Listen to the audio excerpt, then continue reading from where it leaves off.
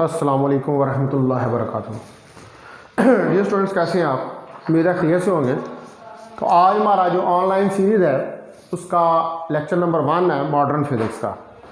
और last time हमने जो कॉलेज में एंड किया था, हमने जो है वो डी ब्रॉगली वेव वेलोसिटी जो है उसको स्टडी किया था, यानी कि जिसको हम फेज़ वेलोसिटी का नाम भी देते हैं। तो आज हमने जो है वो स्टार्ट करनी है वेव एंड ग्रुप वेलोसिटीज़। ठीक है कि हमारे पास जो है वो वेव वेलोसिटी और ग्रुप वेलोसिटी जो है वो क्या होती है। तो आज हमारा टॉपिक जो है वेव एंड ग्रुप वेलोसिटीज़, ये हमें जो है वो आज स्टडी करना है। तो अगर सपोज करें कि हमारे पास एक ट्रांसफ़र वेव है जो कि किसी एक्स वाई प्लेन के अंदर मूव कर रही है। ठीक है, मिसाल के तौर पर ये एक आपके पास एक्स और वाई प्लेन है और ये एक ट्रांसफ़र वेव इस एक्स वाई प्लेन के अंदर मूव कर रही है। तो हम इसको अगर रिप्रेजेंट करें तो इसकी इक्वेशन की फॉर्म में हम लिखेंगे ए cos omega t minus k x. यहाँ पर ओमेगा जो है ये 2 पाई एफ के बराबर है और ये क्या होती है, ये एंगुलर फ्रीक्वेंसी इसको हम कहते हैं। ठीक है, और के जो है ये यहाँ पर 2 pi over lambda, that is a wave number. और के जो है इसको हम वेव नंबर का नाम जो है वो देते हैं 2 पाई ओवर लैम्डा। 2 पाई जो है वो फुल रोटेशन है वेव की, और ओमेगा जो है ये हमारे पास वेव की एंगुलर फ्रिक्वेंसी है जो कि एक्स वाई प्लेन के अंदर ट्रैवल कर रही है। तो अब अगर हमारे पास ये जो एक्सप्रेशन है कि is equal 2 pi over lambda, इसको मैं दोनों साइडों पे इसको मैं ऊपर और नीचे एफ से मल्टीप्लाई और डिवाइड कर दूँ तो के मेरे पास 2 पाई एफ ओवर लैम्डा एफ के बराबर आ जाएगा। और 2 पाई एफ आपको पता है कि ओमेगा के बराबर है, तो k is equal to omega over lambda f. और हमें पता है कि लैम्डा एफ जो है वो वी के बराबर होता है, यहाँ इसको हम कह सकते हैं v phi f of lambda, यानी कि के हमारे पास ओमेगा ओवर वी फाई के बराबर जो है वो आ जाएगा। तो ये जो वी फाई है ये क्या है, ये फेज और वेव वेलोसिटी है। ठीक है, इसको क्या हम कहते हैं, फेज या वेव वेलोसिटी। वी फाई जो है ये फेज और वेव वेलोसिटी है। ठीक है, यानी कि एक वेव की जो वेलोसिटी है या सिंगल वेव जो है ये उसकी वेलोसिटी है। ठीक है, तो ये जो मैंने अभी ये वेव बनाई है यहाँ पर ट्रैवलिंग वेव, ये मैंने एक वेव बनाई है। ये एक ट्रैवलिंग वेव है जो कि स्पेस के अंदर एक्स वाई प्लेन के अंदर, यानी कि कोई एक्स वाई प्लेन जो है आपकी स्पेस के अंदर ही है, तो वहाँ पर एक्स वाई प्लेन में ये वेव जो है वो मूव कर रही है। एक सिंगल वेव की हम बात कर रहे हैं। तो जो डीप पार्टिकल होता है, हम यहाँ पर क्या बात कर रहे हैं, हमारा यहाँ पर मसला ये है कि हम जो है वो ड्यूअल नेचर स्टडी कर रहे हैं। हम मैटर की जो है उसकी भी ड्यूअल नेचर को स्टडी कर रहे हैं और जो रेडिएशन है हम उसकी ड्यूअल नेचर को भी स्टडी कर रहे हैं। तो अगर हम ये कहें कि एक पार्टिकल मूव कर रहा है, ठीक है, हम कहें कि एक पार्टिकल मूव कर रहा है, तो फिर वो जो पार्टिकल मूव कर रहा है वो मूविंग पार्टिकल जो है उसके साथ हमारे पास डी ब्रॉगली वेव्स अटैच होंगी। देखिए ना, हमने यही बात पहले की थी कि जब पार्टिकल मूव करना शुरू करता है, हम जब क्वांटम वर्ल्ड के अंदर जाते हैं या क्वांटम मैकेनिक्स के अंदर हम पार्टिकल्स की मोशन के बारे में स्टडी करते हैं, तो हम ये कहते हैं कि जब पार्टिकल मूव करना शुरू करते हैं तो उनके साथ एक वेव एसोसिएटेड होती है। वो वेव एसोसिएटेड नहीं होती, वेव्स एसोसिएटेड होती है। यानी कि डी ब्रॉगली वेव्स का एक पूरा बंच जो है वो पार्टिकल की मोशन के साथ एसोसिएटेड होता है, जो कि रिप्रेजेंट करता है probability of finding the object at particular place at particular time. यानी कि आप पार्टिकल को किस तरह फाइंड करते हैं। देखिए एक पार्टिकल जो है, सपोज करें कि आप एक्स डायरेक्शन में है, आपका एक पार्टिकल है वो मूव कर रहा है, तो अगर एक पार्टिकल जो है वो एक्स डायरेक्शन के अंदर मूव कर रहा है, तो इसका मतलब है कि जब वो एक्स डायरेक्शन में मूव कर रहा है तो उसके साथ वेव्स, पूरा एक bunch of waves, packets of waves जो हैं वो मूव कर रही हैं। ठीक है, तो हमें कैसे पता चलेगा कि उस एक्स एक्सिस रीजन के अंदर किस जगह पर पार्टिकल मौजूद है। हम वहां पर उसकी एग्जैक्ट लोकेशन को फाइंड नहीं कर सकते। हम क्या करेंगे, ये जो वेव्स उसके साथ एसोसिएटेड है, इनकी मदद से किसी सर्टन टाइम के ऊपर, किसी सर्टन प्लेस के ऊपर हम प्रोबेबिलिटी जो है उसको डिफाइन करते हैं कि इस रीजन के अंदर अगर ये एक्स एक्सिस के अलांग मूव कर रहा है तो इस रीजन में इसके पाए जाने की कितनी प्रोबेबिलिटी हो सकती है।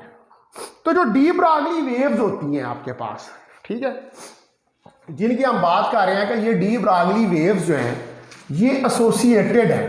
ठीक है, हम क्या बात कर रहे हैं कि डी ब्रॉगली वेव्स जब एक पार्टिकल मूव कर रहा है तो उस पार्टिकल के साथ डी ब्रॉगली वेव्स एसोसिएटेड है। तो क्या हम डी ब्रॉगली वेव्स जो हैं उनको इस किस्म के फार्मूले से, ये जो फार्मूला है ए कॉस ओमेगा टी माइनस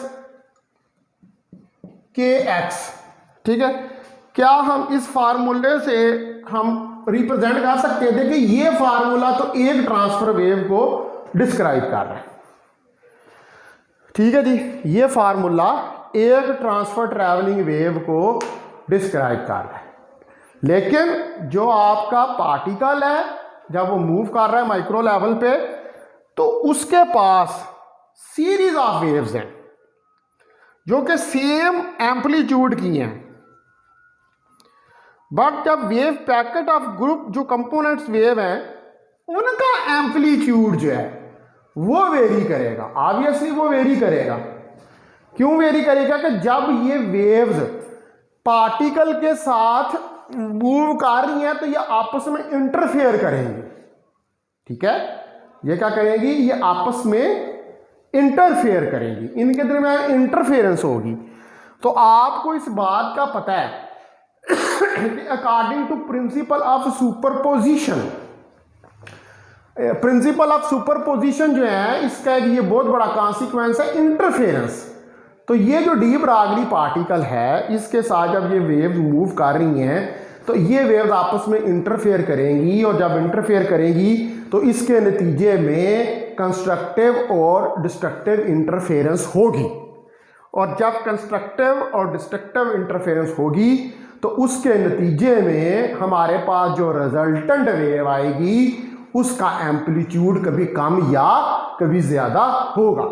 तो इसका मतलब ये हुआ कि जब कंस्ट्रक्टिव इंटरफेरेंस होगी तो हमारे पास रिजल्टेंट वेव का एम्पलीट्यूड ज़्यादा आएगा। तो जब एम्पलीट्यूड ज़्यादा होगा तो फिर उस जगह पर जहाँ पर एम्पलीट्यूड ज़्यादा आ रहा है वहाँ पर पार्टिकल के पाए जाने की प्रोबेबिलिटी भी ज़्यादा होगी, और जिस जगह पर डिस्ट्रक्टिव इंटरफेरेंस होगी तो वहाँ पर जो एम्पलीट्यूड है, क्योंकि ज़ाहिर पता है डिस्ट्रक्टिव इंटरफेरेंस में वेव्स जो हैं वो एक दूसरे के इफेक्ट को कैंसिल कर देती हैं, तो इस वजह से जो रिजल्टेंट हमारे पास डिस्प्लेसमेंट या एम्पलीट्यूड होगा वो मिनिमाइज्ड हो जाएगा, और हम कहेंगे कि इस जगह पर पार्टिकल के पाए जाने की प्रोबेबिलिटी कम है।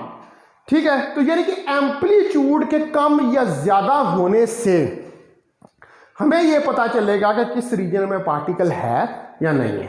अब आप देखें कि अगर हम सिंगल वेव की बात करें तो ये एक सिंगल ट्रैवलिंग वेव है, ठीक है, लेकिन अगर हम ग्रुप ऑफ वेव्स की बात करें तो ग्रुप ऑफ वेव्स जो है उनके अंदर एम्पलीट्यूड के अंदर वेरिएशन जो है वो आएगी।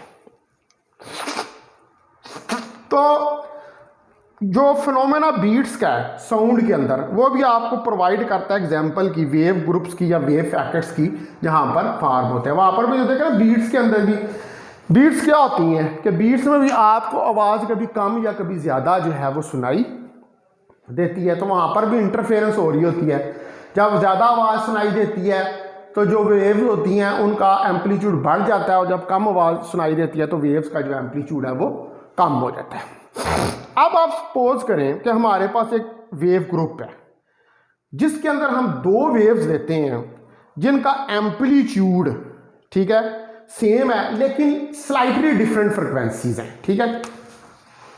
अ ग्रुप ऑफ वेव्स, हम एक वेव्स का ग्रुप लेते हैं जिसकी हैविंग सेम एम्पलीट्यूड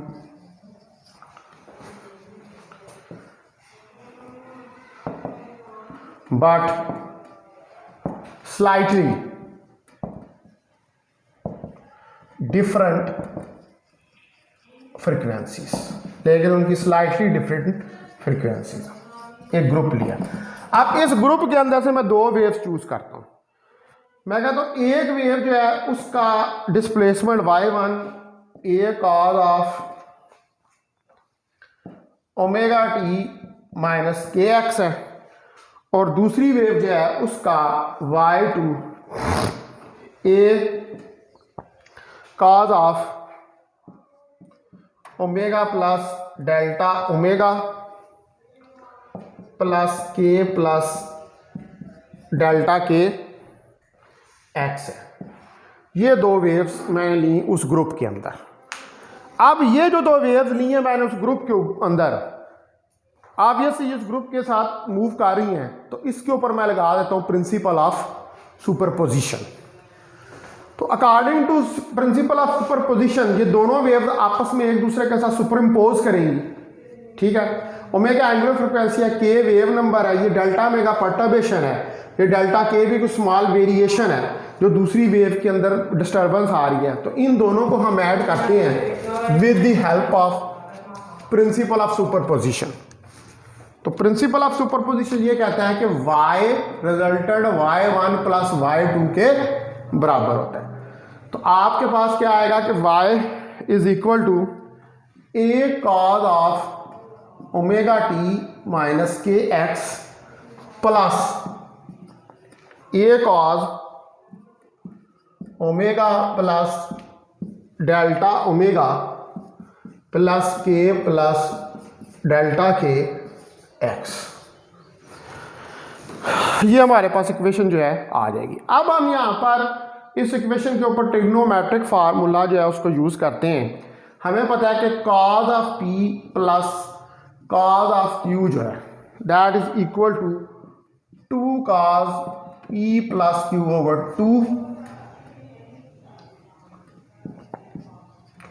और sine p minus q over 2, ये फार्मूला होता है हमारे पास। तो इस फार्मूले के मुताबिक इसको ओपन करें तो देखिए पी हमारे पास क्या है, ओमेगा टी पायरस के एक्स, और क्यू हमारे पास क्या है, ओमेगा प्लस डेल्टा ओमेगा, ठीक है। इधर टी भी आना है, plus k plus delta k x. ये हमारे पास पी और क्यू की वैल्यू है। आप इसके ऊपर जो है वो आप फार्मूला लगा दें।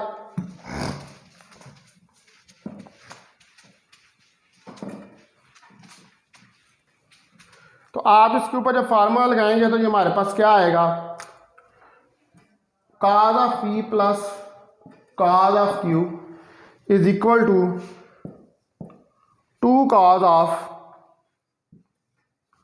इनको ऐड करें, omega t minus k x plus omega t plus delta omega t plus k x plus delta k x, ठीक है जी। ये आ जाएगा डिवाइडेड बाय 2, ठीक है। उसके बाद दूसरा cause of omega t minus k x plus omega T, अब माइनस का साइन उसके साथ मल्टीप्लाई हो जाएगा, minus delta omega t minus k x plus delta k x divided by 2, ये हमारे पास आ गया।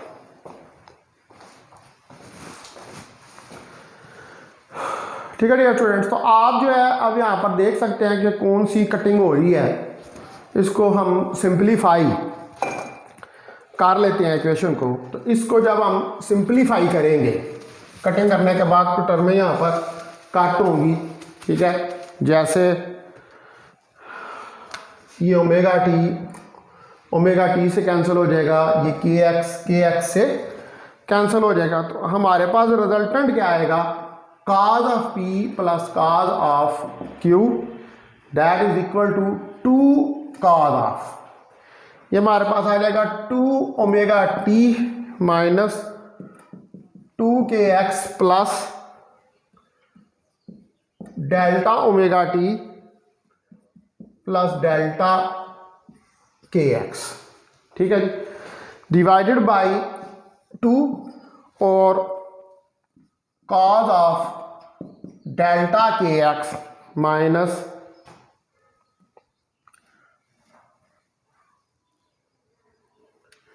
Delta k x minus delta omega T divided by 2।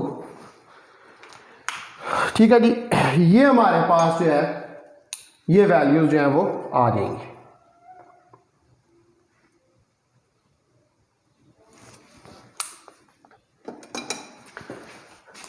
तो अब आप देखें कि हम जो है इन इक्वेशंस को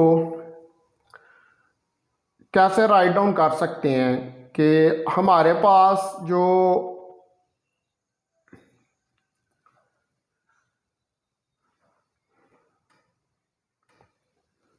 delta k x minus delta omega T over 2 और ये वाली इक्वेशन हमारे पास आ गई। अब आप देखें कि इस इक्वेशन के अंदर हम इस इक्वेशन को राइट डाउन कर सकते हैं कि cos of p plus cos of q। ठीक है, 2 cos इंटू, अगर यहां से मैं 2 को कॉमन निकालूं तो omega t minus k x divided by 2 और प्लस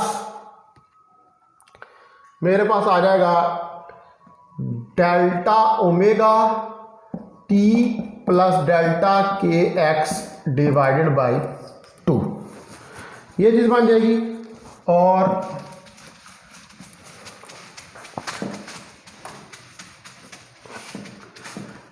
साथ में जो है यही वाली टर्म हमारे पास cos delta k x minus delta omega T over 2 जो है ये आ जाएगी।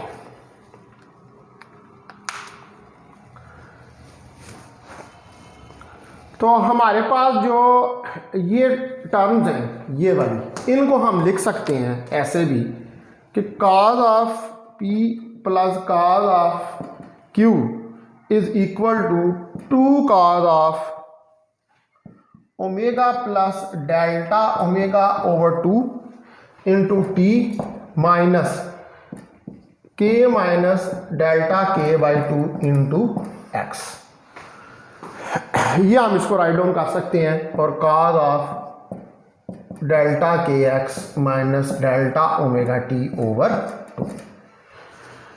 ठीक है जी, ये हम इसको यूं रीअरेंज करके लिख सकते हैं।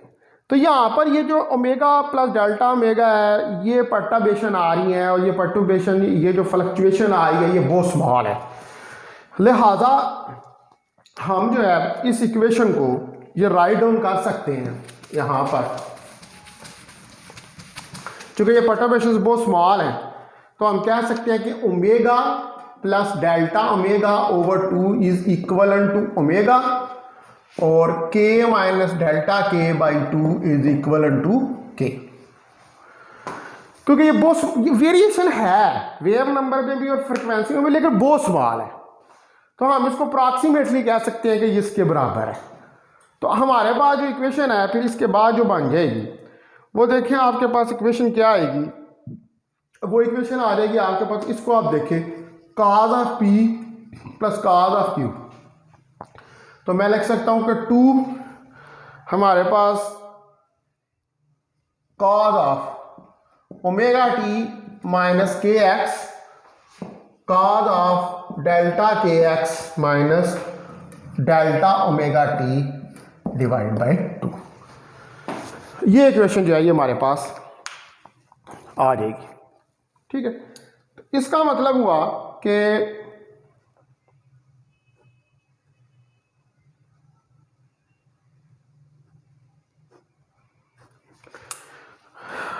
इस इक्वेशन के अंदर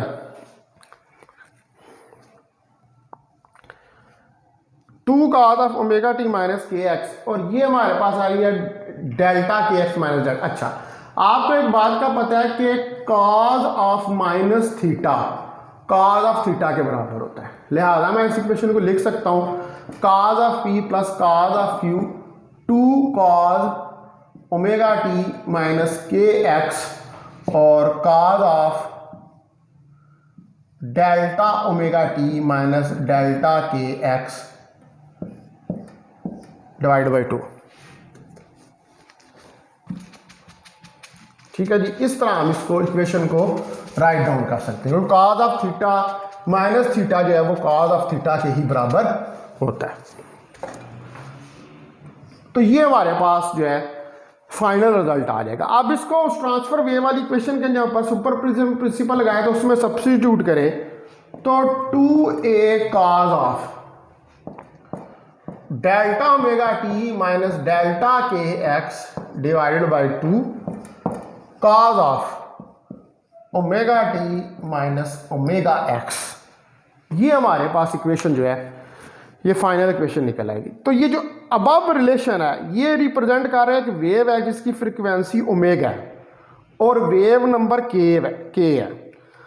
ठीक है, और ये दोनों एक दूसरे के ऊपर सुपर इम्पोज कर रही हैं। तो जो मॉड्यूलेशन एंगुलर फ्रीक्वेंसी है 1/2 डेल्टा ओमेगा, ठीक है, और जो वेव नंबर है जो मॉड्यूलेटेड वेव है जो सुपरपोजिशन के नतीजे में इसमें आई है 1/2 डेल्टा के है। तो जो इफेक्ट ऑफ मॉड्यूलेशन है ये क्या प्रोड्यूस करता है, सक्सेसिव वेव ऑफ ग्रुप्स।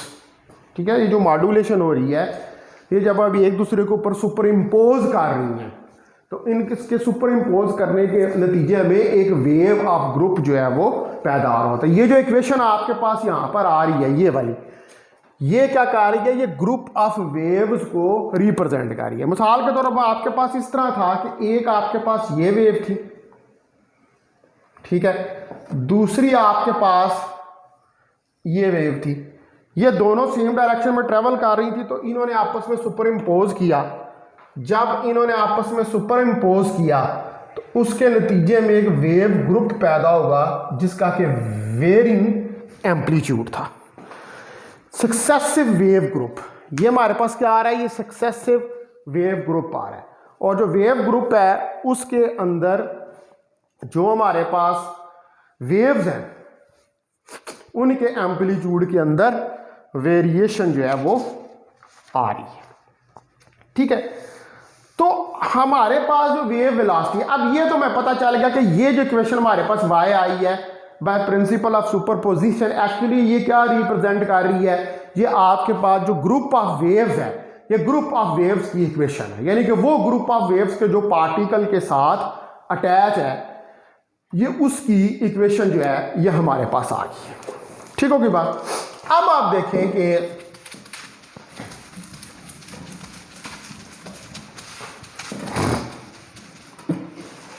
हमारे पास ये जो इक्वेशन है cos of omega t minus k x, ये इक्वेशन जो है इसमें से अगर मैं ओमेगा को कॉमन निकालूं तो टी माइनस के ओवर ओमेगा एक्स मेरे पास आ जाएगा।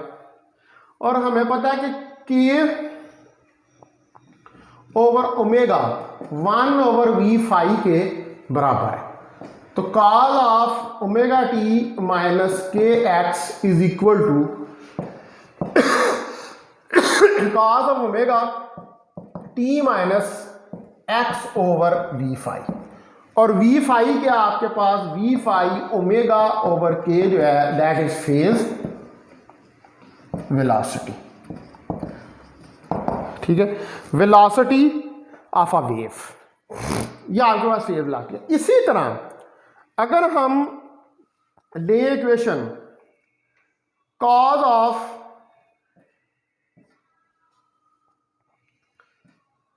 डेल्टा ओमेगा टी माइनस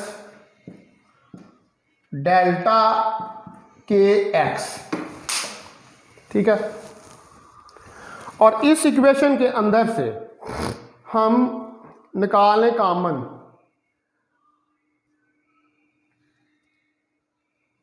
ये यहां पर इसके साथ 2 भी है, ठीक है। तो अगर हम निकालें common cos 1/2 delta omega t minus delta के ओवर डेल्टा ओमेगा एक्स, तो हमारे पास cos 1/2 delta omega t minus x over you, तो 1/u डेल्टा के ओवर डेल्टा ओमेगा के बराबर है और u हमारे पास डेल्टा ओमेगा ओवर डेल्टा के है। तो what is u? u is the group velocity of the wave, ठीक है। u क्या है इसके अंदर, that is the group velocity of the wave, जो सक्सेसिव ग्रुप प्रोड्यूस हुआ है इंटरफेरेंस के नतीजे में। u क्या है, ग्रुप वेलोसिटी ऑफ वेव्स, ये वेव्स की हमारे पास ग्रुप वेलोसिटी है। तो इसका मतलब हुआ कि ये जो एक्सप्रेशन है डेल्टा ओमेगा ओवर डेल्टा के, इसके अंदर अगर मैं डेल्टा के को बहुत स्मॉल ले लूं तो मैं लिख सकता हूं कि limit delta k goes to 0 delta omega over delta k, तो we can write it d omega over d k. तो ये D omega over d k क्या है, this is the group velocity. तो इसको हम राइट डाउन करते हैं,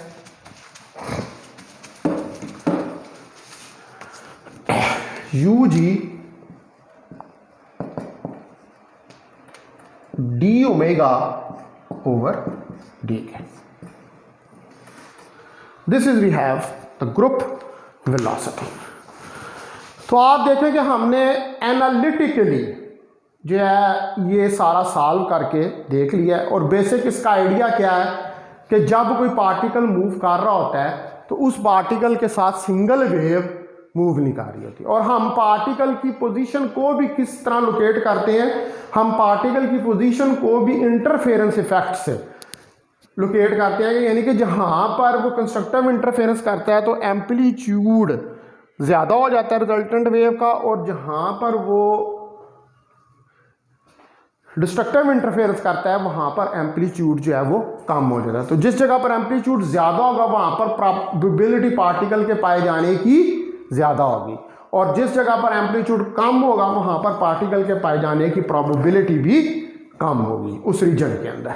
तो बेसिकली आप प्रोबेबिलिटी को किसकी मदद से डिफाइन कर रहे हैं, आप इंटरफेरेंस इफेक्ट से, यानी कि आप पार्टिकल की पोजीशन को जब आप माइक्रो लेवल के ऊपर चले जाते हैं तो हम पार्टिकल की पोजीशन को वेव्स की मदद से डिस्क्राइब करते हैं। यानी कि अगर आपके पास वेव नेचर का आइडिया ना हो तो फिर माइक्रो लेवल के ऊपर आप पार्टिकल्स की पोजीशन के बारे में कोई इंफॉर्मेशन नहीं दे सकते, ठीक है, अगर वेव्स का आइडिया आपके पास ना हो।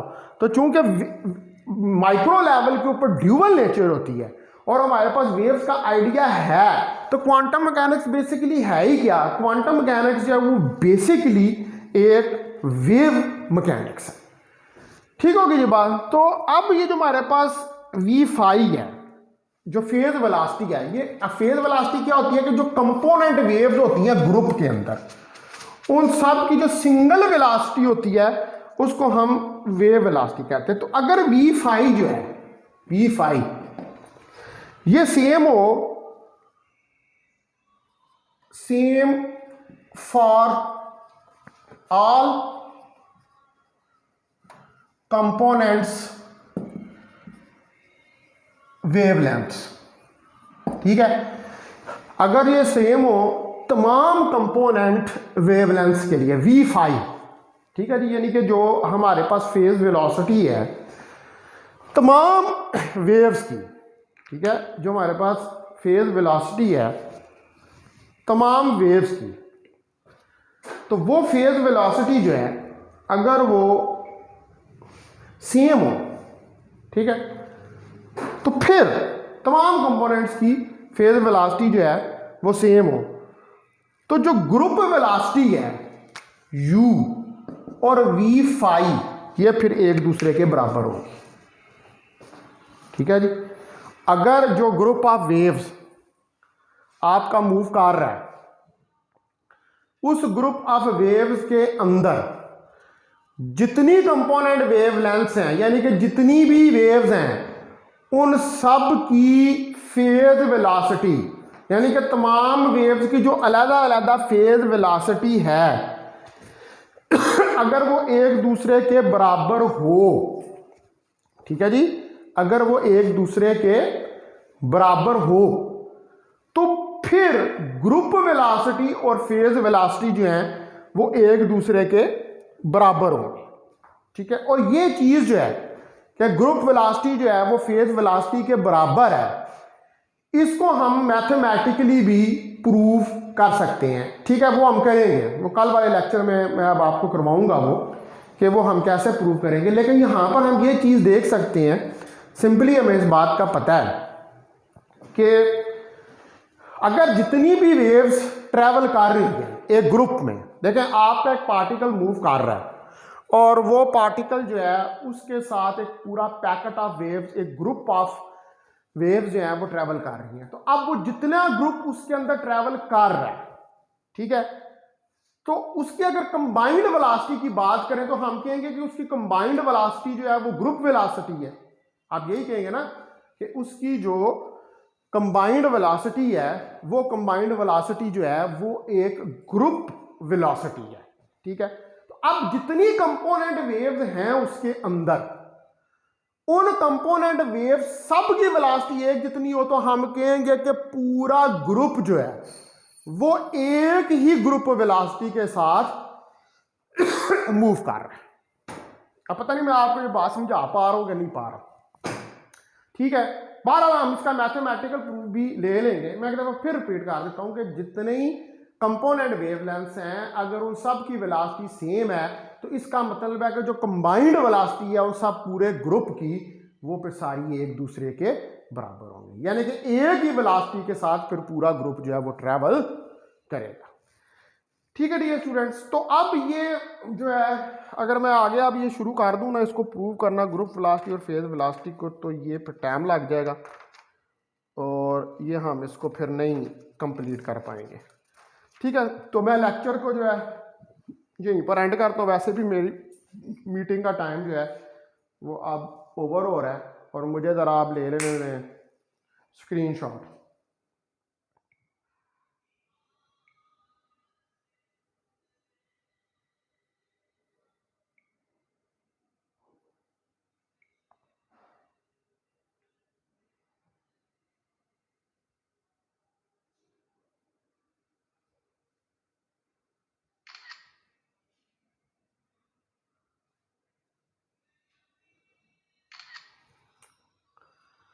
ठीक है डियर स्टूडेंट्स, बहुत शुक्रिया आपका। कल मुलाकात होगी इंशाल्लाह ताला आपसे। ओके, खुदा हाफिज़।